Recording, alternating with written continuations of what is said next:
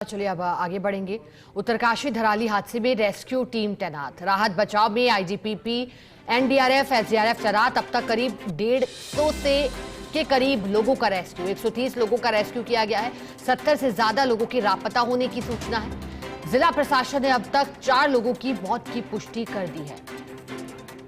और उत्तराखंड के उत्तरकाशी के धराली गांव में मंगलवार को बादल फटने से तबाही और विनाशकारी मंजर दिखाई दिया।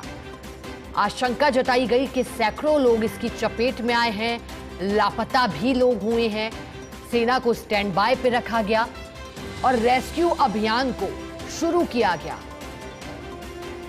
130 से अधिक लोगों को बचा लिया गया, लेकिन 4 लोगों की मौत की भी पुष्टि हुई है।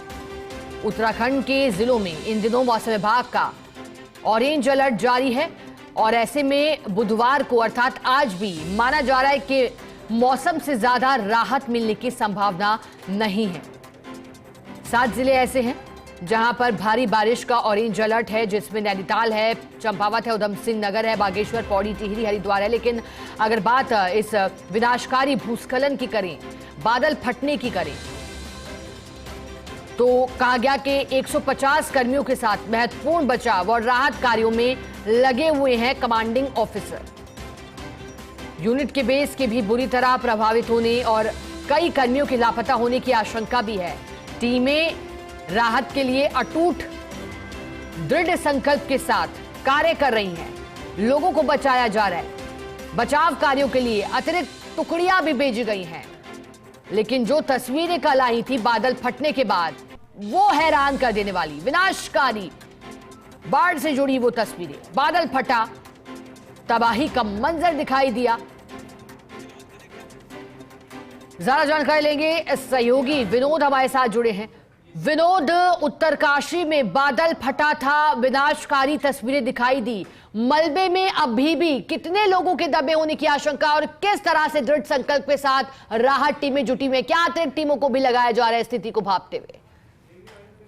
बिल्कुल शिखा, देखिए बड़े युद्ध स्तर पर एक रेस्क्यू ऑपरेशन चलाने की तैयारी राज्य सरकार की तरफ से की गई है, जिसमें सेना है, एनडीआरएफ है, एसडीआरएफ है, आईटीबीपी है, तमाम स्थानीय पुलिस बल है। एडिशनल फोर्स की अगर बात करें तो करीब 4 आईजी लगाए गए हैं, 3 एसपी हैं और अलग से अगर बात करें करीब 150 से ज्यादा पुलिसकर्मी हैं जो अलग अलग जनपदों से इस पूरे रेस्क्यू ऑपरेशन में लगाए गए हैं।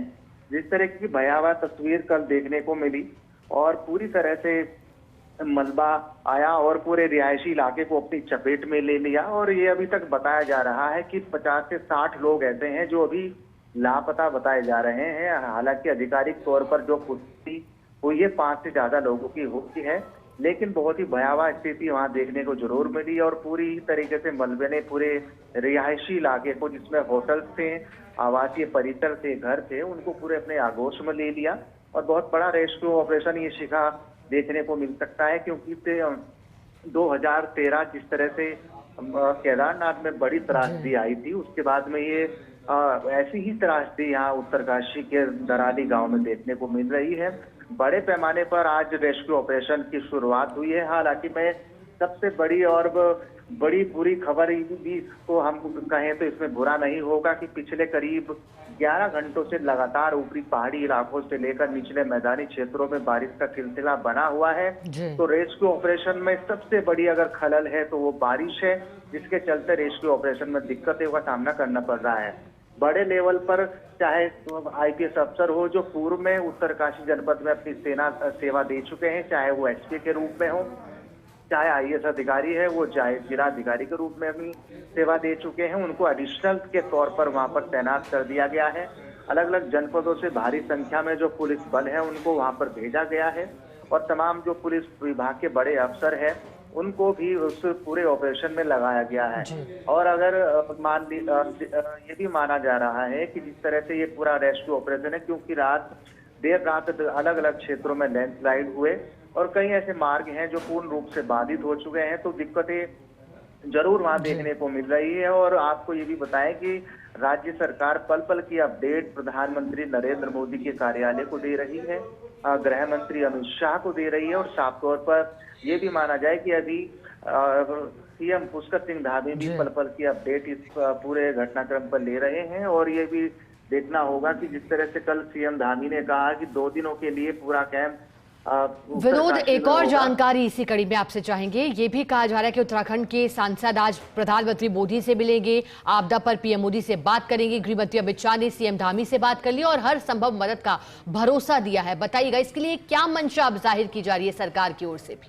बिल्कुल, देखिए कल संसद के दौरान केंद्रीय गृह मंत्री से माला राज्य लक्ष्मी शाह, जो टिहरी से सांसद है, और उसके साथ में हरिद्वार सांसद त्रिवेंद्र सिंह रावत ने पूरे घटनाक्रम को लेकर केंद्रीय गृह मंत्री अमित शाह से मुलाकात की और पूरी विवरण के तौर पर अपनी जानकारी दी।